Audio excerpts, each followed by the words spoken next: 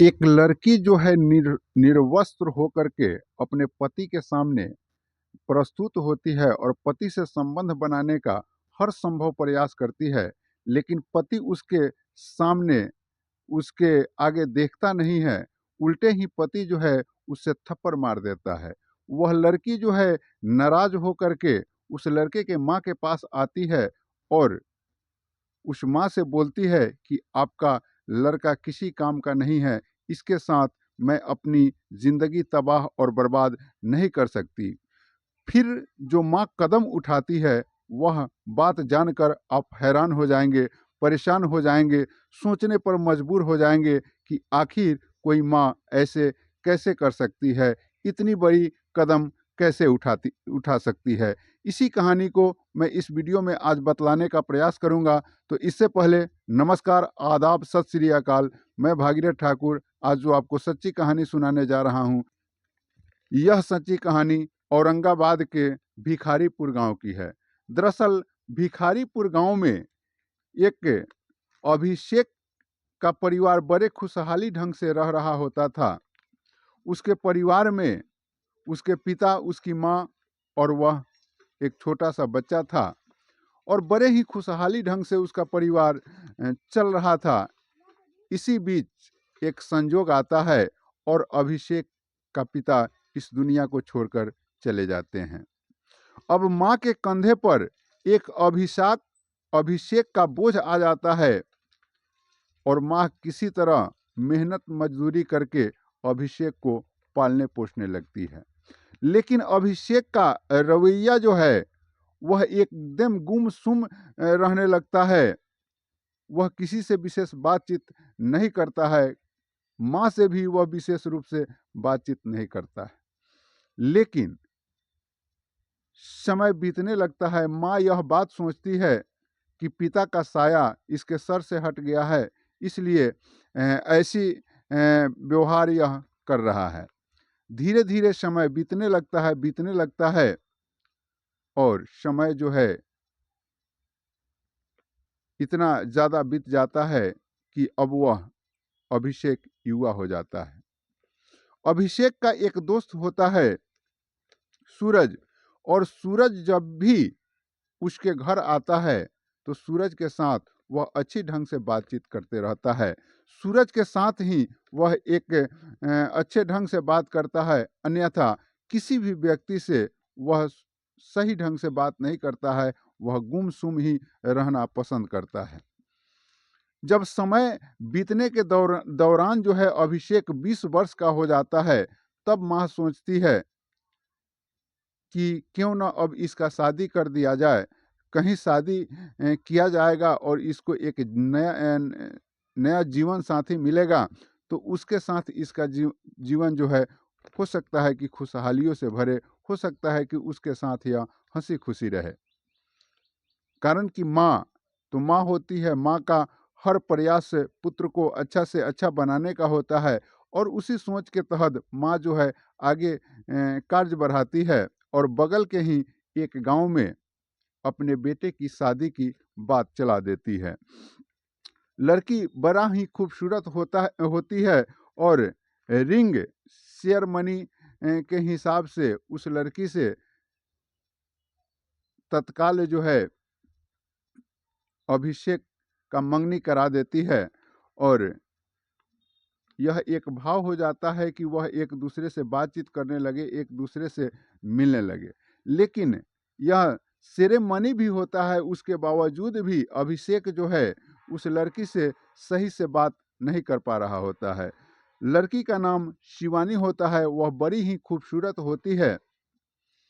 लेकिन कुछ समय जब बीत जाता है सेरेमनी के बाद, तो अभिषेक की माँ जो है उस लड़की को बुलाती है और उस लड़की से कहती है कि तुम थोड़ा सा इस लड़के को थोड़ा सा संभालो, थोड़ा सा इसे बातचीत करो, यह गुमसुम रहता है और अगर बातचीत करोगी थोड़ा सा तुम्हें यह देख परख करेगा तो हो सकता है कि कुछ बदलाव आए। इस सोच के तहत माँ जो है उस शिवानी को बुलाती है और शिवानी को उसके पास उस लड़के के पास भेजती है, एक कमरे में भेजती है और शिवानी जो है लगातार उससे बातें करने का प्रयास करने लगती है, लेकिन वह लड़का अभिषेक जो है उससे बातें करना पसंद नहीं करता है। फिर थक हार कर शिवानी जो है वहाँ से निकल जाती है।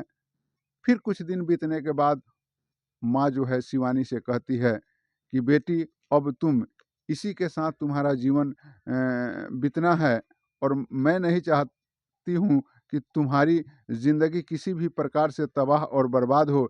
इसलिए तुम एक प्रयास करो और इसे कहीं घुमाने ले जाओ और इसके साथ संबंध बनाने का प्रयास करो और इसको परखो कि आखिर यह गुमसुम क्यों रहता है, कहीं ये नपुंसक तो नहीं है। वह लड़की जो है इस बात के लिए तैयार हो जाती है और घूमने फिराने के हिसाब से उसे दूसरे जगह लेकर जाती है, एक होटल में रुकती है और वहाँ यह लड़की जो है अपने शरीर से एक-एक कपड़ा उतार देती है और उस अभिषेक के नामक लड़के से संबंध बनाने का प्रयास करती है, लेकिन अभिषेक इसके तरफ देखता भी नहीं है, उल्टे इसे चाटी मार देता है।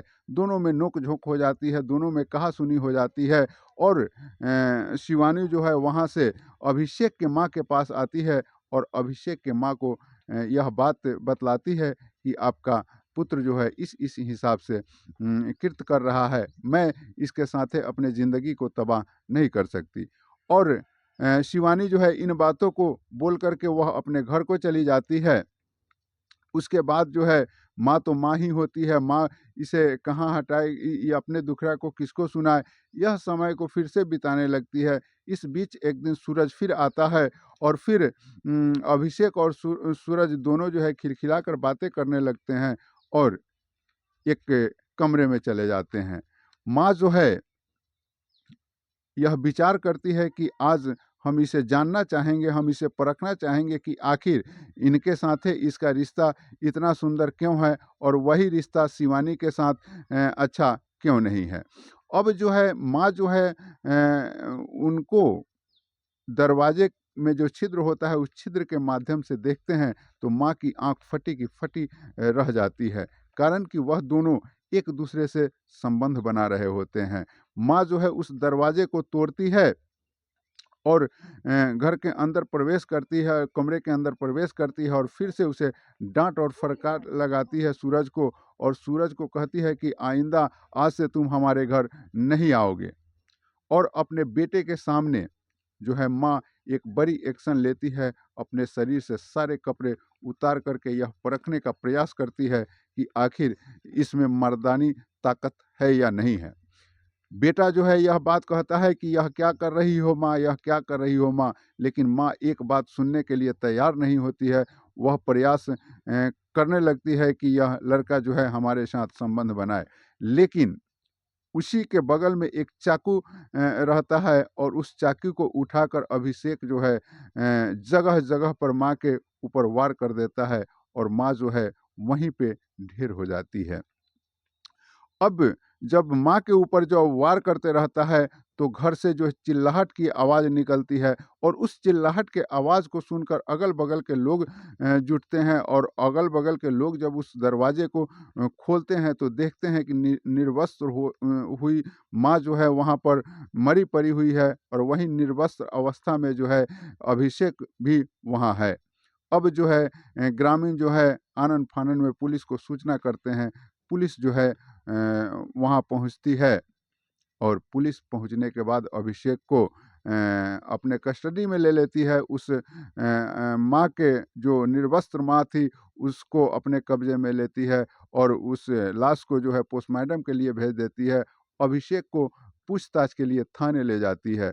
थाने जब पुलिस पूछताछ शुरू करती है अभिषेक से, तो अभिषेक इन सारी घटनाओं को बतलाता है। पुलिस भी हैरान और परेशान हो जाती है कि आखिर इतनी बड़ी कदम अपने पुत्र के सुरक्षा के लिए, पुत्र को सही रखने के लिए, पुत्र को परखने के लिए माँ उठा ली। यह वास्तव में एक देवी रूपिणी कही जा सकती है।